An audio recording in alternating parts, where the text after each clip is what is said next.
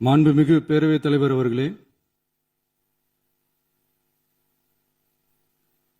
மாபெரும் தலைவர்கள் வழிநடத்திய மாண்பும் மாபெரும் வரலாற்று சிறப்பு கொண்ட இந்த சட்டமன்ற பேரவையின் 17வது சட்டமன்ற பேரவைக்கு நம்மையும் நம்ம தமிழக வெற்றி கழகத்தை சார்ந்த சட்டமன்ற உறுப்பினர்களையும் தேர்ந்தெடுத்து அனுப்பின நிரந்தரமாக என் நெஞ்சில் குடியிருக்கும் தாயன்புமிக்க தமிழக மக்கள் அனைவருக்கும் என்னுடைய மனப்பூர்வமான நன்றிகள். 17வது சட்டமன்ற கூட்டத்தொடரின் முதல் ஆளுநர் உரையின் மீதான நன்றி தெரிவிக்கும் தீர்மானத்திற்கு பதிலுரை வழங்க வாய்ப்பளித்த மாண்புமிகு பேரவைத் தலைவருக்கு நம் வணக்கத்தை தெரிவித்துக் கொள்கிறோம்.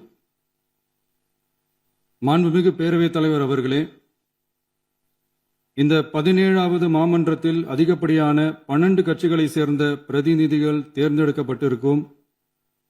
நாம கொள்கை ரீதியாகவும் நிலைப்பாடு ரீதியாகவும் வேறுபட்டு இருந்தாலும் மக்கள் பணி செய்வதுதான் நம்ம எல்லாருக்கும் பிரைமரியா இருக்கிற ஒரே எய்ம்.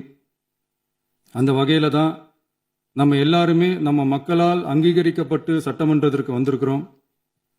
அதனால நாம கருத்தால் வேறுபட்டாலும் மக்கள் சேவை என்ற நோக்கத்தில் நம்ம மாநிலம் சார்ந்த விஷயங்கள்ல நாம எல்லாரும் ஒன்றிணைந்து பயணிச்சா நம்ம தமிழ்நாடு என்னைக்கும் எதிலையும் முதன்மை மாநிலமாக திகழும். ஆளுநர் உரைக்கு நன்றி தெரிவிக்கும் தீர்மானத்தில் பேசின மாண்புமிகு உறுப்பினர்களுக்கு நன்றி. எதிர்த்து பேசினாதான் எதிர்கட்சின்னு ப்ரூவ் பண்ண முடியும்னு நினைச்சுக்கிட்டு பேசின எதிர்கட்சியை சேர்ந்த எதிர்கட்சி தலைவர் உள்ளிட்ட மாண்புமிகு உறுப்பினர்களுக்கும் வணக்கமும் நன்றியும். பதிலுரை வழங்குற அதே நேரத்தில் நம்மளை சட்டமன்ற உறுப்பினராக தேர்ந்தெடுத்த பெரம்பூர் தொகுதி மக்களுக்கு நம்மளோட நெஞ்சார்ந்த நன்றிகள். அதே மாதிரி ராஜினாமா பண்ணிட்டாலும் நம்மளை தேர்ந்தெடுத்த திருச்சி கிழக்கு மக்களுக்கும் இந்த மன்றத்தில் நம்மளோட நன்றியை பதிவு செய்கிறோம். அப்புறம் நம்மளோட அரசியல் பயணத்தை பற்றியும் கொஞ்சம் பதிவு செய்ய விரும்புகிறோம். நாம் ஏதோ ஷூட்டிங்லேருந்து நேராக வந்து சிஎம் ஆன மாதிரியே சில பேர் ஒரு இமேஜ் கிரியேட் பண்ணுறாங்க. அவங்களுக்கு அவங்க ஆசைப்படுற லாங்குவேஜ்லேயே சொல்கிறோம், அது வெறும் ரீல் தான், ரியல் கிடையாது. ஒரு சாதாரண நடிகனாக தான் நம்ம கெரியர் தொடங்குச்சு. அப்புறம் அப்படியே சின்சியராக உழைச்சி மேலே வந்தோம். நம்ம கெரியரில் நாம் மேலே வந்ததுக்கு இந்த விஜய் ஒருத்தன் மட்டுமே காரணம் இல்லை, அவனோட உழைப்பு மட்டுமே காரணம் இல்லை. இந்த விஜயோட உழைப்புக்கும் உயர்வுக்கும் பின்னாடி இருக்கிற ஒட்டுமொத்த தமிழ்நாட்டு மக்களோட அன்பும் அரவணைப்பும் தான் காரணம். ஒவ்வொரு வீட்டில் இருக்க ஒவ்வொருத்தரும் நம்மளை அவங்க வீட்டில் ஒருத்தனா ஏற்றுக்கிட்டது தான் நமக்கு கடவுளும் மக்களும் தந்த மிகப்பெரிய வரம்.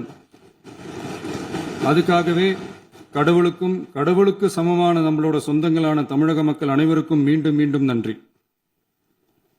இப்படி நம்மளை தாயன்போடு அள்ளி அரவணைச்ச தமிழ்நாட்டு மக்களுக்கு நாம் எப்படியெல்லாம் துணையாக இருந்தோம், எப்படியெல்லாம் மக்களோட மக்களா இருந்தோம்னு சொல்றேன். 1990ஸ்லயே ரசிகர் மன்றமா இருந்தப்பவே மக்களுக்கு துணையா நிற்க ஆரம்பிச்சோம். அதுக்கப்புறம் நற்படி மன்றமாகவும் அதுக்கப்புறம் விஜய் மக்கள் இயக்கமாகவும் மாறி மக்களோட மக்களா நின்றுகிட்டு இருந்தோம். 2008 ஈழத் தமிழருக்கு ஆதரவா உண்ணாவிரதம் போராட்டம் செஞ்சோம். போர் முடிவுக்கு வரணும், நம்ம தொப்புள் கொடிய உறவுகளான ஈழத் தமிழர்களுக்கு பாதுகாப்பான நிம்மதியான ஒரு வாழ்வு கிடைக்கணும்னு அன்னைக்கே கோரிக்கை வச்சோம். 2009 ஆரம்பிச்ச விஜய் மக்கள் இயக்கம் வழியா நம்மளோட மக்கள் நல பணிகளை எக்ஸ்டெண்ட் அண்ட் எக்ஸ்பேண்ட் பண்ணிக்கிட்டே வந்தோம். கல்விக்கு துணையா இருந்தோம், சோஷியல் சர்வீஸ் செஞ்சோம், வெள்ள நிவாரணத்தில் துணையா இருந்தோம், கொரோனா காலத்தில் மக்களுக்கு தோள் கொடுத்தோம்.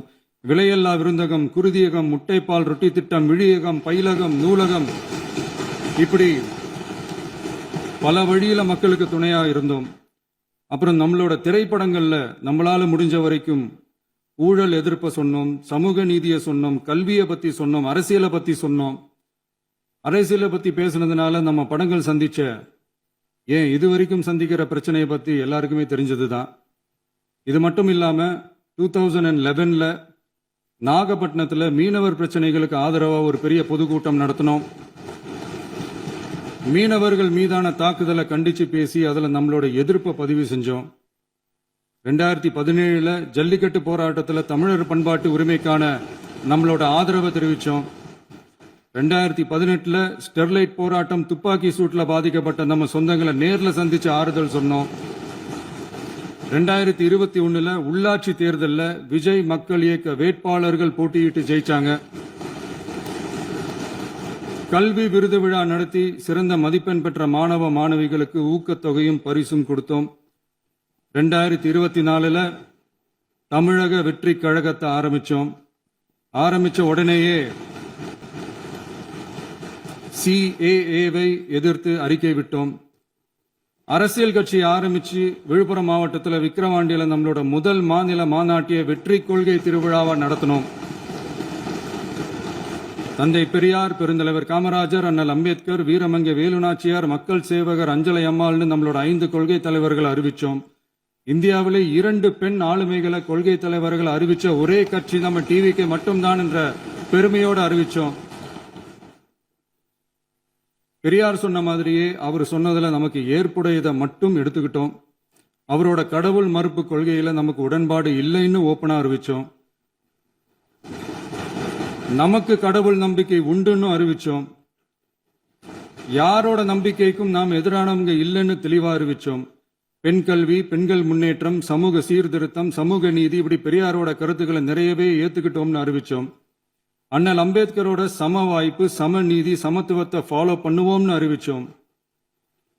பெருந்தலைவர் காமராஜரோட மதச்சார்பின்மையை ஏத்துக்கிட்டதோட அவரோட நேர்மையான நிர்வாகத்தையே ஒரு கொள்கையா ஏத்துக்கிட்டோம்னு அறிவிச்சோம். வீரமங்கை வேலு நாச்சியாரோட மண் மீட்பையும் சமூக நல்லிணக்கத்தையும் பின்பற்றுவோம்னு அறிவிச்சோம். மக்கள் சேவகர் அஞ்சலை அம்மாளோட விடுதலை வேட்கையையும் மக்களோட வாழ்வாதாரத்துக்காக உறுதியாக நிற்கிறதையும் பின்பற்றுவோம்னு சொன்னோம். எல்லாருக்கும் எல்லாமும் கிடைக்கணும், எம் மதமும் நம் மதம்னு சொல்லி மதச்சார்பற்ற சமூக நீதி தான் நம்ம கொள்கைன்னு அறிவிச்சோம். நம்ம கொள்கை எதிரி யாரு, அரசியல் எதிரி யாருன்னு ஓப்பனா அறிவிச்சோம். எல்லாத்துக்கும் மேல பிறப்புக்கும் எல்லா உயிருக்கும்ன்றத நம்மளோட அடிப்படை அரசியல் கோட்பாட்டா அறிவிச்சுட்டு தான் அரசியலுக்கே வந்தோம். நம்ம மதுரை மாநாட்டில் நம்மளோட தேர்தல் அரசியல் மற்றும் ஆட்சி அதிகார அரசியல் வழிகாட்டியா அறிஞர் அண்ணாவையும் புரட்சி தலைவர் எம்ஜிஆரையும் ஏத்துக்கிட்டதா அறிவிச்சோம். அப்புறம் இன்னனையும் நாம இங்க பதிவு செஞ்சே ஆகணும். எல்லாரும் கட்சி ஆரம்பிச்சுட்டு தான் ஒவ்வொரு வீட்டுக்குள்ளேயும் போவாங்க.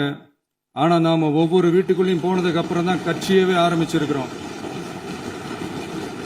ஒவ்வொரு வீட்டில் ஒவ்வொருத்தரும் நம்மள அவங்க பிள்ளையா, மகனா, அண்ணனா, தம்பியா ஏத்துக்கிட்டதும் இயல்பா நடந்துச்சு. தமிழ்நாட்டு மக்களோட மனசுக்குள்ள போறதுக்கு நாம பட்ட பாடு நமக்கு மட்டும்தான் தெரியும். இதெல்லாம் புரிஞ்சாலும் புரியாத மாதிரி இருக்கிறவங்க தான் நம்மள நடிகன் என்று சொல்லியும் நம்ம கட்சிய நடிகன் கட்சின்னு சொல்லியும் சில நக்கல் நையாண்டி இதெல்லாம் பேசுவாங்க. அதை பத்தி நமக்கு கவலை இல்லைன்னு. இப்படி நம்ம அரசியல் பயணம் ரொம்ப டிரான்ஸ்பரண்டா தான் ஆரம்பிச்சிருக்கு. இந்த 2026 தேர்தலில் கூட்டணியே இல்லாமல் தனியா நின்னோம்.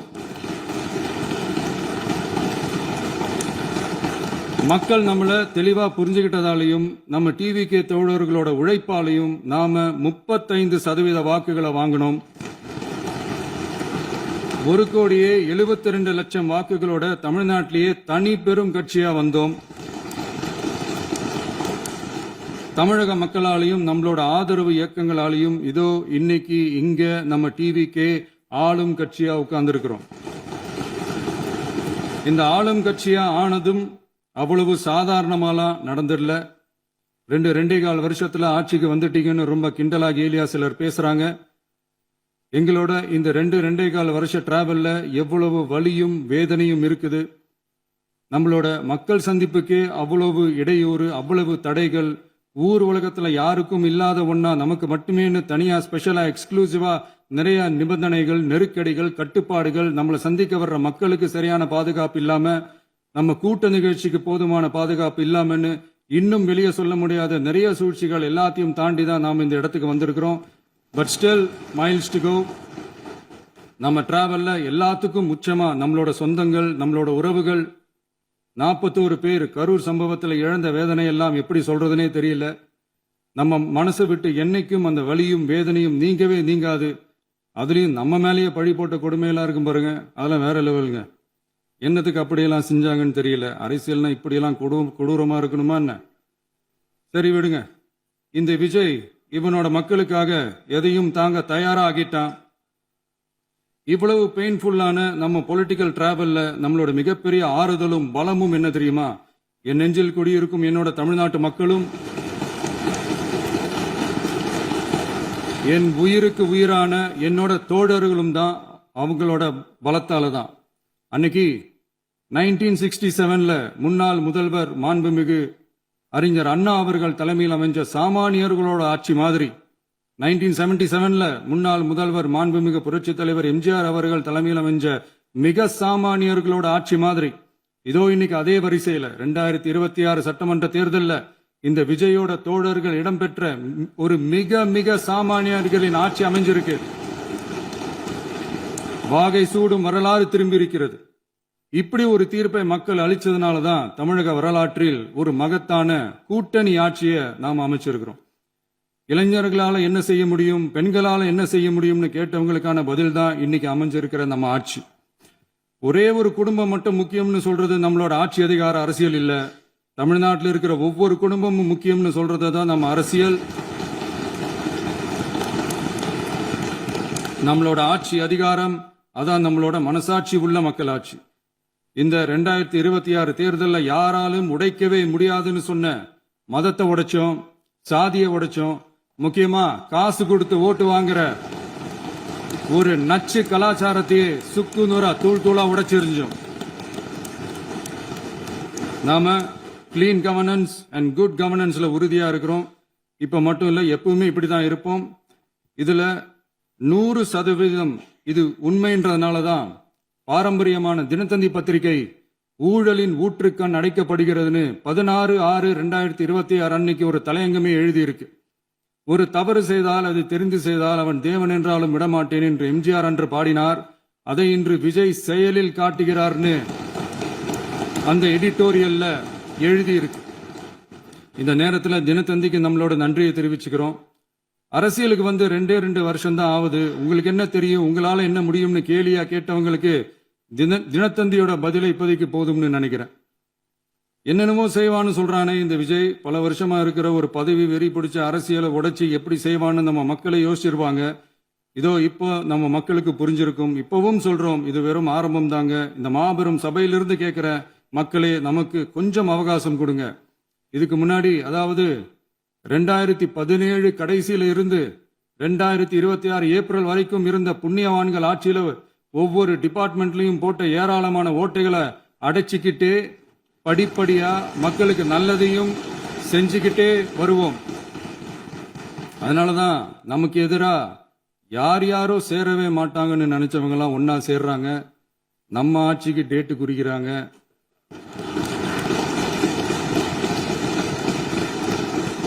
சரி, அவங்கள நம்ம மக்களே பார்த்துப்பாங்க, அதை விடுங்க. நாம ஆட்சிக்கு வந்து சரியா 40 நாள் ஆகுது. அதுக்குள்ள என்ன செஞ்சீங்கன்னு கேட்கறாங்க. ஒரு லிஸ்ட் ஒன்னு சொல்றேன் கேளுங்க.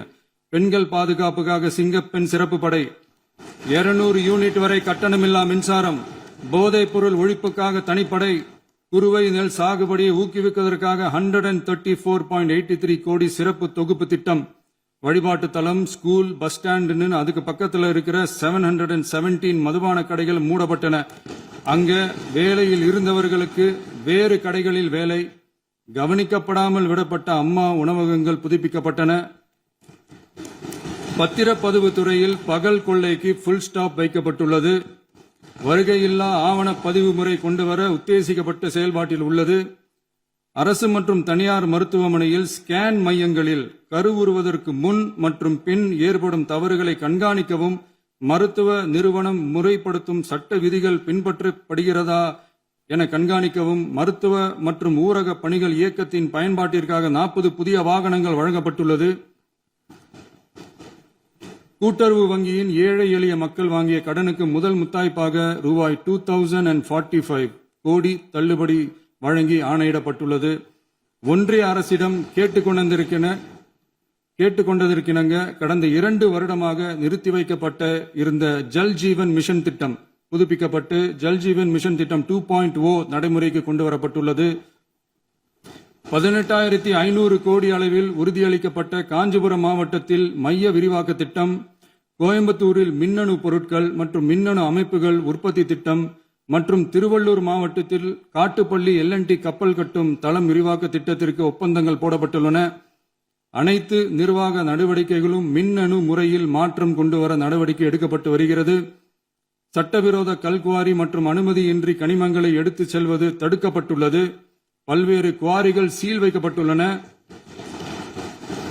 கனிமங்களை கண்காணிப்பது, எல்லைகளை நிர்ணயிப்பது மற்றும் ஆளில்லா விமானம் மூலம் அளவீடு செய்வது போன்றவற்றை செயல்படுத்துவதற்கான பணிகள் மேற்கொள்ளப்பட்டு வருகின்றன.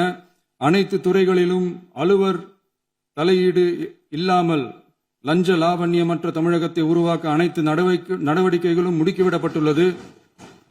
இதெல்லாம் சாம்பிள் தான், இன்னும் இருக்கு. இந்த வெறும் 40 நாளுக்குள்ளேயே இவ்வளவு செஞ்சிருக்கோம்னா இனி வர்ற நாட்கள்ல கொஞ்சம் கொஞ்சமா படிப்படியா ஸ்டெடியா உழைச்சி லஞ்சலாவணம் இல்லாத, ஊழல் இல்லாத, பெண்களுக்கு பாதுகாப்பான, சுதந்திரமான, டிரான்ஸ்பரண்டான தமிழ்நாட்டை நம்ம சொந்தங்களான தமிழக மக்களுக்கு தர்றது தான் நம்மளோட ஒன் அண்ட் ஒன்லி டார்கெட். கண்டிப்பா அதை நிறைவேற்றியே காட்டுவோம். 8 கோடி மக்கள் நம்மளோடு இருக்கிறப்போ ஏங்க அதை செய்ய முடியாது?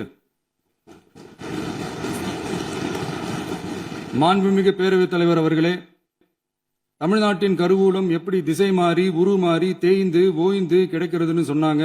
திசை மாறி உருமாறி தேய்ந்து ஓய்ந்துன்னு வசனம் மாதிரி ரைமிங்கா இல்லாம வளமான இலக்கியமா இதே சபையில பேசினவங்களோட திறமையான ஆட்சியில நடந்த நிதி மேலாண்மையை பத்தி வெள்ளை அறிக்கையா வெளியிட்டோம்.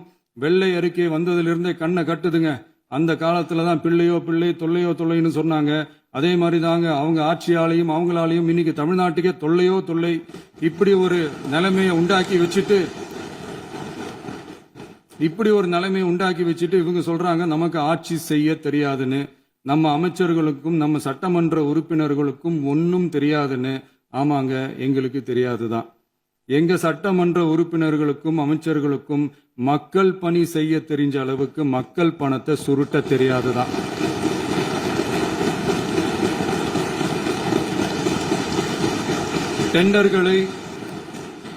டெண்டர்களை முறைப்படுத்த தெரிஞ்ச அளவுக்கு அதோட ரேட்டை உயர்த்தி ஊழல் செய்ய தெரியாதுதான். பதவி உயர்வு வழங்கவும் பணி இடமாற்றம் கலந்தாய்வு நடத்தவும் தெரியுமே தவிர பதவி உயர்வுக்கும் பணியிட மாற்றத்திற்கும் பணம் பறிக்க தெரியாதுதான். புதிய பணியிடங்கள் உருவாக்க தெரியுமே தவிர அந்த பணியிடங்களை பணத்துக்கு விற்க தெரியாதுதான். கோயில்கள்ல நடக்கிற நிர்வாக சீர்கேட்டை தடுக்க நீங்க பேசுங்க, நீங்க கண்டினியூ பண்ணுங்க. கோயில்கள்ல நடக்கிற நிர்வாக சீர்கேட்டை தடுக்க தெரியுமே தவிர கோயில் பணத்தை கொள்ளையடிக்க தெரியாதுதான். தங்கத்தை உருக்கி தாரை வார்க்க தெரியாதுதான். கனிம வளத்தை பாதுகாக்க தெரிஞ்ச அளவுக்கு கனிமத்தை வித்து கொள்ளையடிக்க தெரியாதுதான். அரசு வருமானத்தை அரசு கஜானாவுக்கு மாத்த தெரிஞ்ச அளவுக்கு அந்த பணத்தை தனிப்பட்ட கஜானாவுக்கு மடை மாத்த தெரியாதுதான். போதை கலாச்சாரத்தை தடுக்க தெரிஞ்சவங்களுக்கு போதை கலாச்சாரத்தை வளர்க்க தெரியாதுதான். நம்ம குடும்பத்தில் இருக்கிற பாட்டி, அம்மா, அக்கா, தங்கச்சி, குழந்தைங்களை, பெண்களை மதிக்க தெரிஞ்சவங்களுக்கு ஓசி பஸ், 1000 ரூபாய் கேஸு, இப்படிலாம் பேச தெரியாதுதான். எங்க உறுப்பினர்களுக்கும் அமைச்சர்களுக்கும் மக்கள் சேவை தெரிந்த அளவிற்கு சுயநல தேவையை செஞ்சிக்க தெரியாதுதான். அதனாலதான் சொல்றோம், எங்களை பார்த்து எதுவும் தெரியாதுன்னு சொல்றவங்களுக்கு சொல்றோம், இதெல்லாம் எங்களுக்கு தெரியாதுதான். உங்களை மாதிரி முறைகேடுகளை செய்யறத நாங்க தெரிஞ்சுக்கவும் போறதில்ல, தெரிஞ்சுக்கவும் ஆசைப்படல. அத கடைசி வரைக்கும் எங்களுக்கு தெரியாமலே இருந்துட்டு போகட்டும். அதனால நாங்களும் எங்க மக்களும் வெரி வெரி ஹாப்பி தான். மாண்புமிகு பேரவைத் தலைவர் அவர்களே, எதிர்ப்பவர்கள் எதிர்க்கட்சி என்பதற்காக எங்கள் ஆட்சி மீது 1000 பழி போடலாம். ஆனாலும் தமிழக மக்களுக்கு உண்மையை உணர்த்த வேண்டியது நம்மளோட கடமை. மின்வெட்டை பொறுத்தவரை தமிழ்நாடு மின்மிகை மாநிலமாக இருந்தாலும் கடந்த காலங்களில் ஏற்பட்ட நிர்வாக குளறுபடிகளும் மின்சார சாதனங்கள் மற்றும் மின் மாற்றிகளில் ஏற்படும் பழுதாலும் வேண்டுமென்றே சிலரின் நடவடிக்கைகளாலும் இந்த மின்வெட்டிற்கு காரணமாக உள்ளது. மின் விநியோக மீட்பு நடவடிக்கைகளை ஒருங்கிணைப்பதற்காக எதிர்பாராமல் இரவு நேரங்களில் ஏற்படும் மின் தடங்களை விரைந்து சரி செய்வதில் 10 உயர்மட்ட கண்காணிப்பு குழுக்கள் மற்றும் 125 சிறப்பு மின் தடை நீக்க ரோந்து வாகனங்கள் வழங்கப்பட்டு 24 மணி நேரமும் கண்காணிக்கப்படுகிறது. கூடுதலாக தற்போது 77 புதிய மின் தடை நீக்க மையங்களும் உருவாக்கப்பட்டுள்ளன. விரைவில் இந்த மின்வெட்டு நிலைமை அறவே நீக்கப்படும். மாண்புமிகு பேரவைத் தலைவர் அவர்களே, நம்ம விவசாயிகள் எல்லாரும் நம்மள நல்லா புரிஞ்சுக்கிட்டு தமிழக வெற்றி கழகத்தை ஏத்துக்கிட்டாலும் எதிர்க்கட்சிகளோட தூண்டுதலால சில இடங்கள்ல சில போராட்டங்கள் நடக்குது. எதிர்க்கட்சிகள் என்னதான் சித்து வேலை செஞ்சாலும் விவசாய பெருமக்கள் எல்லாரும் நம்ம ஆட்சி அவங்களுக்கான ஆட்சி தான் நல்லா புரிஞ்சுதான் வச்சிருக்கிறாங்க. இந்த வருஷம் எல்னினோ விளைவா எப்பவும் இருக்கிறத விட இந்த டைம் மழை குறையுங்கிறதையும் நம்ம விவசாயிகள் உணர்ந்துதான் இருப்பாங்க. இருந்தாலும் நம்ம அரசு நம்ம விவசாயிகளோட வாழ்வாதாரத்துக்காக பக்கபலமாகவும் உறுதியாகவும் துணை நிற்கும்ங்கிறத தெரிவிச்சுக்கிறோம். நம்ம தமிழகத்தில் ஏற்கனவே நடந்த அதி அற்புதமான சூப்பரான நிர்வாக திறன் கொண்ட 50 வருஷ அரசியல் அனுபவம் கொண்ட 2.0, 3.0, 4.0 பல 0 மாடல் ஆட்சி நடத்த கனவு கண்டவங்களோட அட்டகாசமான ஆட்சிக்காரங்க பல்வேறு விதமான நிதி நெருக்கடியை நம்ம மக்களுக்கும் நமக்கும் பரிசா கொடுத்துட்டு போய் இருந்தாலும் கூட்டுறவு வங்கிகளின் மூலம் 75,000 வரை பயிர்கடன் பெற்று குறு சிறு இதர பெரு விவசாயிகளுக்கு 100% முழுமையான பயிர்கடன் தள்ளுபடியும் 75,000க்கு மேல் கடன் பெற்றவர்களுக்கு குறைந்தபட்சமாக 35,000 பண பயன் கிடைக்கும் அளவிற்கு மொத்தம் 14,43,504 விவசாயிகளுக்கு ரூபாய் 5,932.23 கோடி பயிர்கடன் தள்ளுபடி வழங்கப்பட்டுள்ளது. மாண்புமிகு பேரவைத் தலைவர் அவர்களே, நாம ஒன்றியத்தில் கூட்டுறவு கூட்டாட்சி, மாநிலத்தில் சுயாட்சி என்ற கொள்கையை கொண்டவங்க தான் ஏற்கனவே அறிவிச்சிருக்கிறோம். தற்போதைய ஒன்றிய அரசு சார்ந்த கட்சியுடன் அரசியலில் கொள்கை அளவில் நேர் எதிராக நிக்கிறவங்க தான் நாம. அதே சமயத்தில் எதுக்கெடுத்தாலும் கண்ணை மூடிக்கிட்டு ஒன்றிய அரசோட மோதல் போக்கை விரும்புறவங்க நாம இல்ல. நமக்கு எப்பவுமே தமிழகத்தின் வளர்ச்சி மட்டும்தான் முக்கியம்.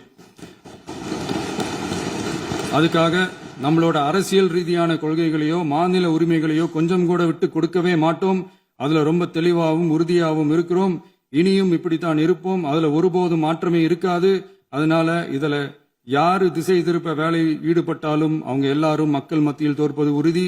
எனவே நம்ம மக்களுக்கோ சிறுபான்மை சகோதரர்களுக்கோ நம்ம ஆதரவு இயக்கங்களுக்கோ எந்தவித சந்தேகமும் வேண்டாம். நாம் யாரோட டீமும் இல்ல. நாம எப்பவுமே பியூரான பீப்புள்ஸ் டீம். இன்னும் சொல்ல போனா நாம secular team, social justice team. மாண்புமிகு பேரவைத் தலைவர் அவர்களே, அரசு விழாக்கள், கல்வி நிறுவனங்கள் மற்றும் பல அதிகாரப்பூர்வ நிகழ்ச்சிகளோட தொடக்கத்துல நம்ம தமிழ்தாய் வாழ்த்த பாடுறதுதான் வழக்கமா இருக்கு. தமிழ்தாய் வாழ்த்த பொறுத்த வரைக்கும் நம் அரசு இதுல நம்மளோட உறுதியான நிலைப்பாட்டை ஒன்றிய அரசுக்கு மிக தெளிவா தெரிவிச்சிருக்கு. அது இல்லாம இதில் மாநில அரசின் கொள்கைக்கு ஏற்ப ஒன்றிய அரசின் அறிவிக்கையில் திருத்தம் மேற்கொள்ள கோரிக்கையும் விடுக்கப்பட்டுள்ளது. நீட் தேர்வை பொறுத்தவரை கிராமப்புற மற்றும் பொருளாதார ரீதியாக பின்தங்கிய மாணவர்களுக்கு சமமான வாய்ப்பை வழங்குவதில்லை. மருத்துவ கல்வியில் சமூக நீதி மற்றும் சம வாய்ப்பை நீட் பாதிக்கிறது என்பதை உணர்கிறோம். எனவே மருத்துவ படிப்புகளுக்கான சேர்க்கையை 12ஆம் வகுப்பு மதிப்பெண்களின் அடிப்படையில் நடத்த வேண்டும் என்று நமது அரசு வலியுறுத்தி வருகிறது. மத்திய அரசிடம் நீட்டிலிருந்து தமிழ்நாட்டிற்கு விலக்கு வழங்க வேண்டும் என்று கோரிக்கை விடுத்துள்ளது. மாண்புமிகு பேரவைத் தலைவர் அவர்களே, பேரறிஞர் அண்ணா அவர்கள் தலைமையிலான அரசு 1968இல் இருமொழி கொள்கையை நடைமுறைப்படுத்தியது. தமிழ் ஆட்சி மொழி, தமிழ் மொழியை பாதுகாப்பது, மாணவர்களுக்கு ஆங்கிலத்தின் மூலம் உலக அளவிலான வாய்ப்புகளை வழங்குவது, எந்த ஒரு மொழியையும் கட்டாயமாக திணிப்பதை தவிர்ப்பது மற்றும் எதிர்ப்பது, நிலத்தின் மொழி மற்றும் பண்பாட்டு அடையாளத்தை பேணுவது என்பதை நம் தமிழக வெற்றிக் கழக ஆட்சி ஏற்றுக்கொண்டுள்ளது. எனவே தமிழ்நாட்டில் தமிழ் ஆட்சி மொழி மற்றும் இருமொழி கொள்கை என்பதில் நமக்கு மாற்று கருத்தே இல்லை. மாண்புமிகு பேரவைத் தலைவர் அவர்களே, கடந்த 11/6/2026 அன்று நடந்த நிதி ஆயோக் கூட்டத்தில் தமிழ்நாடு அரசின் சார்பாக கலந்து கொண்டு வறுமையற்ற தமிழ்நாடு இயக்கம் உருவாக்க தேவையான நிதியையும், தமிழ்நாட்டுக்கு 2 எய்ம்ஸ் மருத்துவமனைகளை தருமாறும், மருத்துவம் மற்றும் பல் மருத்துவ படிப்பிற்கு 12ஆம் வகுப்பு மதிப்பின் அடிப்படையில் இடங்களை நிரப்புதல் குறித்தும், செயற்கை நுண்ணறிவு தொடக்க நிறுவன வளர்ப்பு மையங்கள் தமிழ்நாட்டில் அமைக்கவும், இளைஞர் திறன் மற்றும் வேலைவாய்ப்பு இயக்கம் செயல்படுத்த வேண்டியும், பெண்கள் தலைமையிலான வளர்ச்சி குறித்தும், மீனவ சமுதாயங்களின் வாழ்வாதாரம் மற்றும் மீன்பிடி படகுகள் மற்றும் மீனவர்களை விடுவித்தல் குறித்து நிரந்தர நடவடிக்கை எடுக்க வேண்டியும், காலநிலை தாங்கும் தன்மை பெருந்திட்டம் 2045 கீழ் விண்வெளி உற்பத்தி மையத்தை தேசிய விண்வெளி உற்பத்தி மையமாக அறிவிக்க கோரியும், தமிழ்நாட்டில் சாலை போக்குவரத்து, நெடுஞ்சாலை மற்றும் ரயில்வே அமைச்சகத்தின் மேம்பாட்டு குறித்தும், அனைத்து கிராமங்களையும் டிஜிட்டல் இணைப்பு வசதி ஏற்படுத்துதல் குறித்தும், கூட்டு குடிநீர் திட்டம் தொடரவும், அரசின் விழாக்களில் தமிழ்தாய் வாழ்த்துக்கான முதலிடத்திற்கான கோரிக்கையும், மேகதாது அணை கட்டுமான நிறுத்தத்தை உறுதிப்படுத்தவும், மாநிலத்தின் மீது மும்மொழி கொள்கையை வற்புறுத்தாமல் புதிய கல்விக் கொள்கையை திணிக்காமல் தமிழகத்திற்கான கல்வித் தொகை ரூபாய் 3284 கோடியை விடுவிக்க கோரியும், ஆண்டுதோறும் 5 லட்சம் இளைஞர்களுக்கு உதவித் தொகையுடன் கூடிய பணியினை தொழில்நுட்ப பயிற்சி வழங்க ஒத்துழைப்பு வழங்குமாறும், ஒகேனக்கல் 3ஆம் கட்ட கூட்டு குடிநீர் திட்டத்திற்கான நிதி ரூபாய் 2283.40 விடுவிக்கவும், வேலை வாய்ப்பு மற்றும் வாழ்வாதாரத்துக்கான உத்தரவாத திட்டத்தின் கீழ் வேலை வாய்ப்புகளை உருவாக்க உடனடி நடவடிக்கை மேற்கொள்ள வேண்டியும் மற்றும் திருக்குறளை தேசிய இலக்கியமாக அறிவிக்குமாறும் தமிழ்நாடு சார்பில் பேசியுள்ளோம் என்பதை தெரிவித்துக் கொள்கிறோம். மாண்புமிகு பேரவைத் தலைவர் அவர்களே, அண்டை மாநிலங்களுடனான நட்புறவு ஒரு மாநிலத்தின் வளர்ச்சிக்கும் நாட்டின் ஒற்றுமைக்கும் மிகவும் அவசியமானது. தமிழ்நாடு தனது அண்டை மாநிலங்களுடன் நதி நீர் பங்கீடு, பொருளாதாரம், கல்வி, கலாச்சாரம் மற்றும் போக்குவரத்து துறைகளில் நல்லுறவை பேணி வருகிறது. பரஸ்பர மரியாதை, ஒத்துழைப்பு மற்றும் கூட்டாட்சி தத்துவத்தின் அடிப்படையில் அண்டை மாநிலங்களுடனான நட்புறவை வலுப்படுத்தவும் நமது ஆட்சியில் காக்கப்படுகிறது.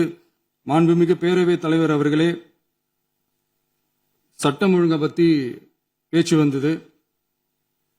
சட்டம் ஒழுங்கு சரியா இருக்கணும் அப்படின்றதுல எங்களுக்கு மாற்று கருத்தே கிடையாது.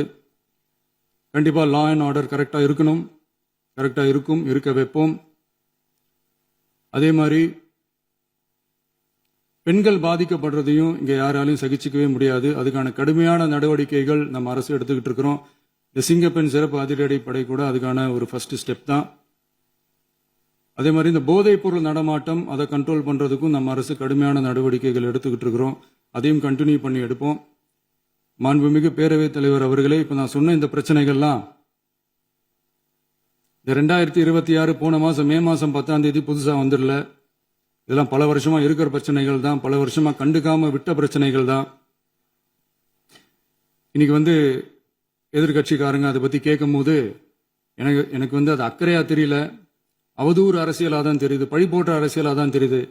இப்படி அவதூறு பழி போடுறவங்களை பார்த்து ஒன்னே ஒன்று தான் கேட்கணும்னு தோணுது.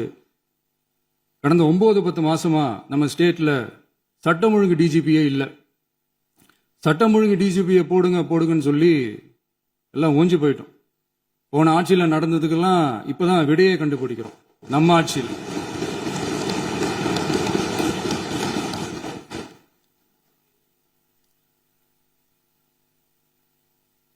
இந்த போதைப் பொருள் நடமாட்டம்லாம் தாறுமாறா அப்படியே பரவி கொட்டி கிடக்குது. இதெல்லாம் இனிஷியல் ஸ்டேஜ்லயே யார் கண்ட்ரோல் பண்ணியிருக்கணும்? போலீஸ் டிபார்ட்மெண்ட் அப்போ யார் கையில இருந்தது? இத்தனை கேள்வி நம்மளை பார்த்து கேட்கறாங்களே, ஒரே ஒரு கேள்விதான் நான் கேட்கணும்னு தோணுது.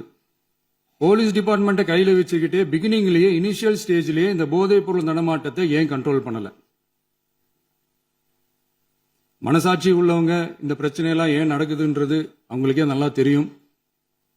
இன்னைக்கு சட்டம் ஒழுங்கை பத்தி கேள்வி கேட்க கூடாதா அப்படின்னா தாராளமா கேட்கலாம். இது ஜனநாயக அரசு, மன்னராட்சி எல்லாம் கிடையாது, மனசாட்சி உள்ள மக்களாட்சி. அதனால கேள்வி கேட்கலாம், எல்லாருக்கும் எல்லா உரிமையும் உண்டு. விமர்சனம் செய்யலாம், எல்லாருக்கும் எல்லா உரிமையும் உண்டு. ஆனா நம்ம ஆட்சியில் என்ன நடவடிக்கைகள் எடுத்திருக்கோன்றது தெரிஞ்சுக்கிட்டு அதுக்கு ஏற்ற மாதிரி ஒரு நடுநிலையா பேசுனீங்கன்னா கொஞ்சம் நல்லா இருக்கும். சட்டம் ஒழுங்கை பத்தி யாருக்கு என்ன யோசனை இருந்தாலும், மக்கள் நலனுக்காக யாருக்கு என்ன யோசனை இருந்தாலும் அதை தாராளமாக சொல்லலாம். நம்ம அரசு அது காது கொடுத்து கேட்கும். ஆனா நம்ம அரசினுடைய நிர்வாகத்திறன் அதை பத்தி பேசுறவங்களுக்கு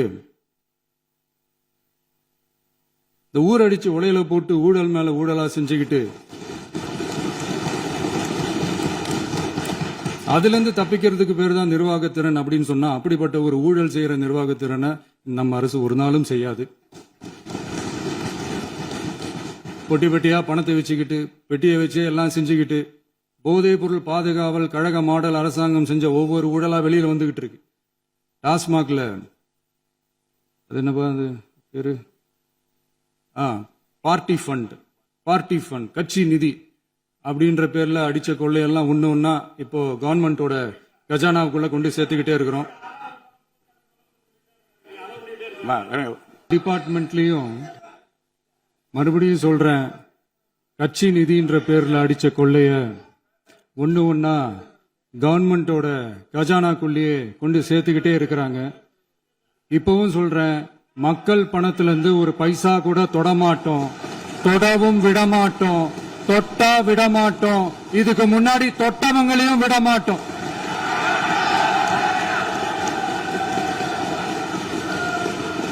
ஒவ்வொரு ஊழலா வெளியில வரும் போலயே ஒவ்வொரு வேஷமா கலைஞ்சிரும் போலயே இங்க இருக்கிற நிறைய பேரு நடுங்கி போய்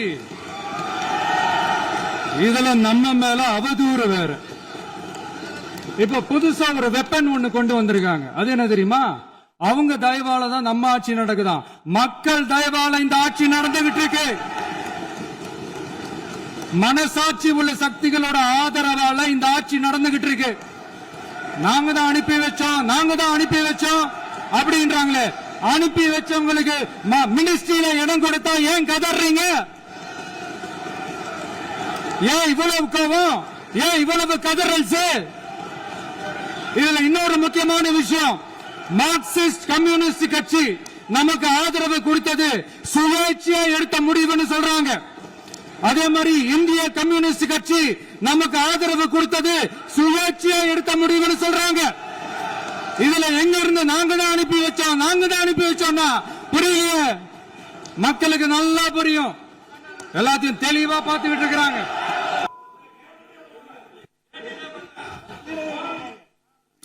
இந்த சமூக நீதி அரசுன்னு சொல்றவங்களை பார்த்து கேட்கிறேன், நம்ம பட்டியலின சகோதரர்களுக்கு எத்தனை அமைச்சர் பதவி கொடுத்தீங்கன்னு கொஞ்சம் சொல்ல முடியுமா? ஆனா நம்மளுடைய அரசுல 8 அமைச்சர் பதவிகள் யாருக்கு? நம்ம பட்டியலின சகோதரர்களுக்கு. எல்லாம் நம்ம அண்ணன், நம்ம தம்பி, நம்ம தங்கச்சிங்க. அண்ணல் அம்பேத்கர் அவர்களுடைய கிட்டத்தட்ட 100 ஆண்டு கால கனவு இப்ப நிறைவேறி இருக்கு. நான் ஏன் கொஞ்சம் சவுண்டா பேசுறேன் அப்படின்னா அவங்களுக்கு கேட்கணும்ன்றதுக்காக, தப்பா எடுத்துக்காது. அதே மாதிரி பெண்களோட பாதுகாவலர் நாங்க தான் அப்படின்னு சொல்லிக்கிறவங்களை கேட்கிறேன், எத்தனை பெண்களுக்கு அமைச்சர் பதவியில இடம் கொடுத்தீங்க கொஞ்சம் சொல்ல முடியுமா? எங்க அரசுல 4 சகோதரிகளுக்கு அமைச்சர் பதவி கொடுத்திருக்கிறோம்.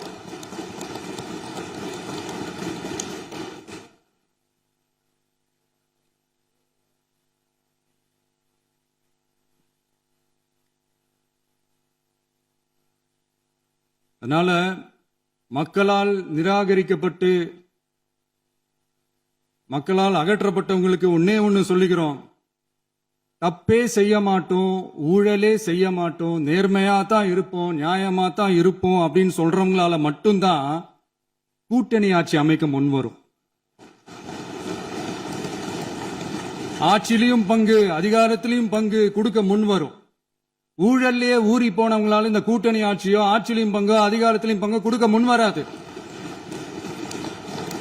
மெஜாரிட்டி இருந்தாலும் தரமாட்டாங்க, மெஜாரிட்டி இல்லனாலும் தரமாட்டாங்க. கேட்டா ரெடிமேடா ஒரு பதில் ஒண்ணு வச்சிருப்பாங்க, கூட்டணி ஆட்சியை மக்கள் விரும்ப மாட்டாங்கன்னு. அதே மக்கள் தான் இப்ப அவங்கள பார்த்து சிரிக்கிறாங்க.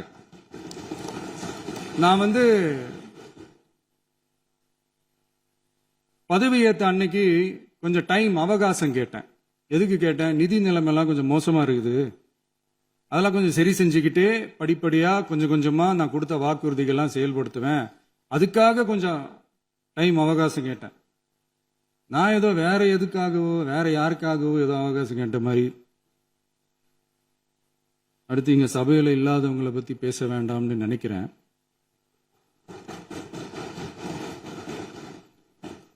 இங்க நம்மளை பத்தி அவதூறு பரப்புறதோட மட்டும் இல்லாம இப்ப நம்ம மக்கள் மேலேயும் அவதூறு பரப்ப ஆரம்பிச்சிட்டாங்க. மக்கள் நமக்கு ஓட்டு போட்டது தப்பான், குடும்பமா நமக்கு ஆதரிச்சது தப்பான். இது இப்ப இல்ல, நான் சொல்றது எம்ஜிஆர் அவர்கள் காலத்திலிருந்தே. அப்பவே அவர் ஜெயிச்சப்போ அதே மக்களை தப்பா பேசுறது. மக்கள் என்ன பண்ணிட்டாங்க, எம்ஜிஆர் என்ன பண்ணிட்டாரு, எம்ஜிஆர் என்ன இது பண்ணிட்டாரு. 50 வருஷமா ஒரே டெக்னிக்கா.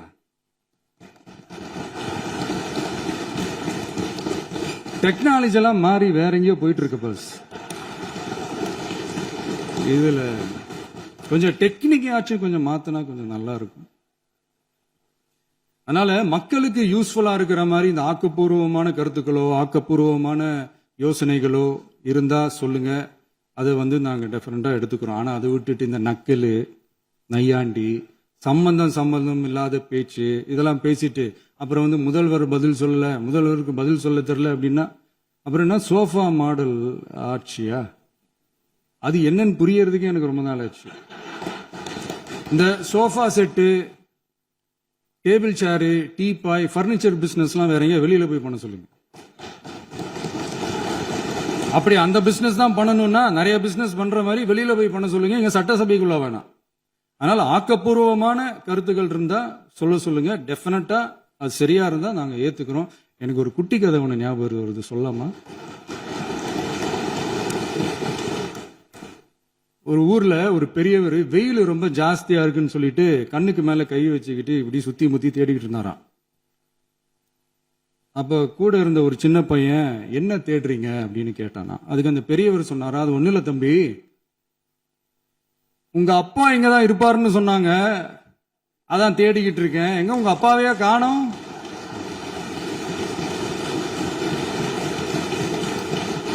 இல்ல அந்த எங்களுக்கும் நக்கலா நையாண்டியா சம்பந்தம் இல்லாத குட்டி கதை இதெல்லாம் எங்களுக்கும் பேச தெரியும். அந்த கதையில பெரியவர் அப்படி சொன்னாராம், தப்பா எடுத்துக்காதீங்க. அந்த கதையில பெரியவர் அப்படி கேட்டாராம். அதனால யாரும் இங்க டென்ஷன் ஆக வேணாம். அதனால இன்னொரு இந்த என்னுடைய உரையை முடிக்கிறதுக்கு முன்னாடி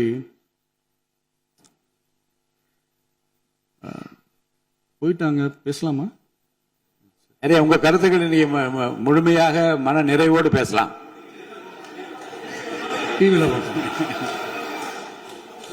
சரி. அதான் 5 நிமிஷம் பேசுனதுக்கே கொளத்தூரி இந்த ஆட்டம் அடிச்சு பேசுனா அப்புறம் என்ன பண்றது? கடைசியா நான் இந்த உரையை முடிக்கிறதுக்கு முன்னாடி ஒரு முக்கியமான ஒரு விஷயம் பத்தி சொல்லணும். ஆளுநர் உரை அன்னைக்கு இந்த தமிழ் தாய் வாழ்த்துக்கு அப்புறம் தேசிய கீதம் பாடினது தப்பு, தேசிய கீதம் 2 முறை பாடினது தப்பு, அப்படி ஒரு நிகழ்வு இதுக்கு முன்னாடி இந்த சட்டசபையில நடந்ததே கிடையாது, அந்த மரபையே மாத்திட்டீங்க, இப்படி ஒரு பெரிய ஒரு போர் மாதிரி எதிர்கட்சி சார்ந்தவங்க எல்லாம் சொன்னாங்க இல்லையா? அந்த மாநில உரிமை போராளிகளை, அந்த மரபு காக்கிற உரிமை போராளிகளை ஒரே ஒரு கேள்விதான் கேட்கணும். 2021 ஆகஸ்ட் 2 ஞாபகம் இருக்கா? Centenary celebration of Tamil Nadu legislature. அந்த ஃபங்க்ஷன்ல நம்ம முன்னாள் முதலமைச்சர் கருணாநிதி அவர்களோட கலைஞர் அவர்களுடைய கலைஞர் அவர்களுடைய புகைப்படத்தை மாண்புமிகு குடியரசுத் தலைவர் திறந்து வைக்கிற ஒரு ஃபங்க்ஷன். அந்த ஃபங்க்ஷன்ல national anthem followed by Tamil Thai Vazhthu அப்படின்னு அறிவிச்சது ஞாபகம் இருக்கா? அதாவது தேசிய கீதத்துக்கு அப்புறமா 2வது முறையா, நோட் திஸ் பாயிண்ட் மாண்புமிகு பேரவைத் தலைவர் அவர்களே, பிளீஸ் நோட் திஸ் பாயிண்ட். தேசிய கீதத்துக்கு அப்புறம் 2வது முறையாக தமிழ் தாய் வாழ்த்து பாடப்படும் அப்படின்னு சொன்னது ஞாபகம் இருக்கா? அதுவும் முத்தமிழ் அறிஞர் அப்படின்னு சொல்ற நம்ம கலைஞர் அவர்களுடைய அந்த புகைப்படம் வெளியிட்டு விழாவில் அவர் இருந்த இதே சபையில தமிழ 2வது இடத்துக்கு தள்ளினது யாருன்னு ஞாபகம் இருக்கா? அது மட்டும் இல்ல, அந்த தேசிய கீதத்தை நாட்டுப்பண் நேஷனல் ஆந்தம்னு சொல்லி அதே ஃபங்க்ஷன்ல கடைசியா ஃபங்க்ஷன் முடியும் போது செகண்ட் டைம் தேசிய கீதம் பாடினதும் ஞாபகம் இருக்கா? இதே அவையில் தான், அது அவை குறிப்பிலும் இருக்கிறது, இதே அவையில் தான் நடைபெற்றது. இந்த தக்க நேரத்தில் இந்த ஆதாரங்களை அளித்த மாண்பு முதல் அவர்களுக்கு நன்றியை தெரிவித்துக் கொள்கிறேன். டவுட் இருந்தா இந்த புக்கை பார்த்து தெரிஞ்சுக்கலாம். அதனால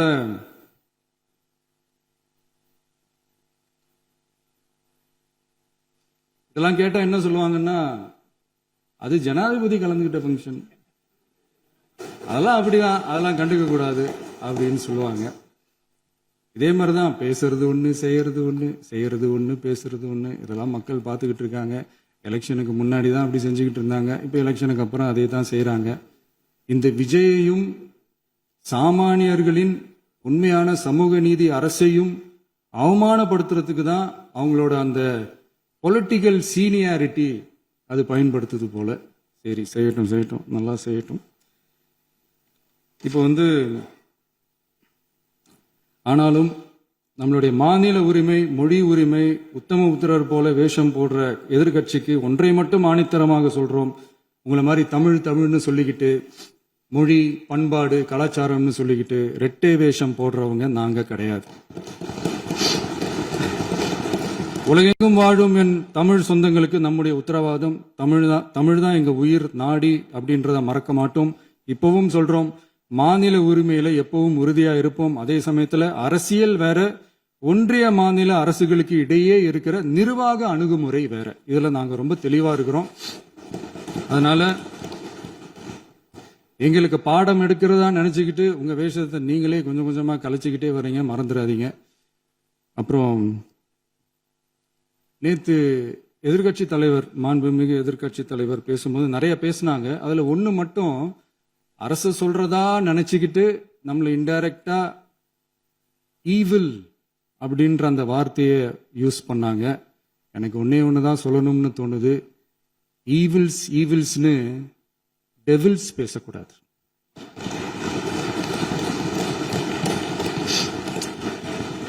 அவங்க இருந்திருந்தா ஒரு ஆக்ஷன் பண்ணணும்னு எனக்கு தோணுச்சு. எல்லாரும் போயிட்டாங்க. இல்ல, பர்மிஷன் பண்ணலாமா? இப்பவும் பண்ணலாம், ஒண்ணும் தப்பு இல்ல.